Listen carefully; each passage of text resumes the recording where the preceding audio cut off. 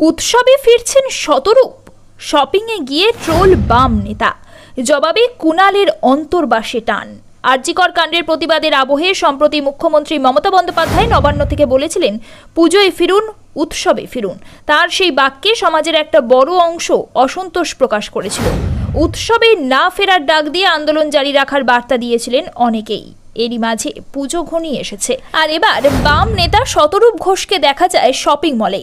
সেখানে তিনি নিজের ভাইঝিকে নিয়ে গিয়েছিলেন একটি জামা কিনে দেওয়ার জন্য, আর তাই নিয়েই শাসক দলের তরফ থেকে ট্রোল করা হচ্ছে শতরূপকে। ভাইরাল ছবিতে দেখা গিয়েছে নীল টি শার্ট পরিহিত শতরূপ একজন শিশুর হাত ধরে আছেন। শতরূপের হাতে গোলাপি একটি পোশাক। দক্ষিণ কলকাতার অভিজাত এক ঝাঁ চকচকে শপিং মলে পুজোর কেনাকাটি করার সময় শতরূপের ছবি তোলা হয়েছিল। সেই ছবি সোশ্যাল মিডিয়ায় ভাইরাল হয়ে যায়। এই আবহে শতরূপ পোস্ট করে নিজের অবস্থান স্পষ্ট করেন। তিনি জানান, ভাইঝিকে নিয়ে জামা কিনতে গিয়েছিলেন তিনি। পাশাপাশি শতরূপ জানান, তিনি বা সিপিএম কোনোদিন কাউকে উৎসবে ফিরতে বারণ করেনি।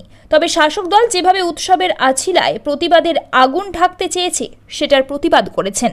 এদিকে তৃণমূল কংগ্রেসের কুণাল ঘোষকেও চাঁচা ছোলা ভাষায় আক্রমণ শানান শতরূপ ঘোষ।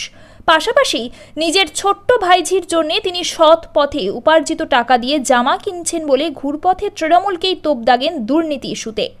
তিনি দাবি করেন, সারদার দুর্নীতির টাকা দিয়ে নিজের অন্তর্বাস কিনেছিলেন কুণাল, তাই তা সিবিআই বাজেয়াপ্ত করেছে। তিনি নিজের ফেসবুক পোস্টে লেখেন, আজ আমার ভাইঝিকে নিয়ে জামা কিনতে গেছিলাম, এখন দেখি চোর কুণালের পোর্টাল দূর থেকে ছবি তুলে এটা পোস্ট করেছে। প্রসঙ্গত বলি, আমি বা আমার দল কোনোদিন কাউকে বারণ করিনি উৎসবে সামিল হতে। বলেছি, মানুষ তো উৎসব করবেই, কিন্তু শাসক উৎসবকে প্রতিবাদের বিকল্প প্যাকেজ হিসেবে উপস্থিত করতে চাইছে কেন? ধর্ষণ প্রতিবাদ হলে চোর কুণাল আর ওর নেত্রীর কেন চুলকুনি হয়? মানুষ উৎসবে ফিরলে কি চোর কুণাল আর ওর দলের লোকেরা ধর্ষণে ফিরতে পারবে? সেক্ষেত্রে কারা উৎসবে ফিরবে সে প্রসঙ্গ গৌণ। জরুরি হলো চোর কুণাল জেলে ফিরুক। আর একটা কথা, জামাটা সৎপথে আয় করা টাকায় কিনেছি। শুনেছি একবার নাকি একজনের আন্ডারওয়্যারটা সারদার টাকায় কেনা বলে সিবিআই বাজেয়াপ্ত করে নিয়েছিল।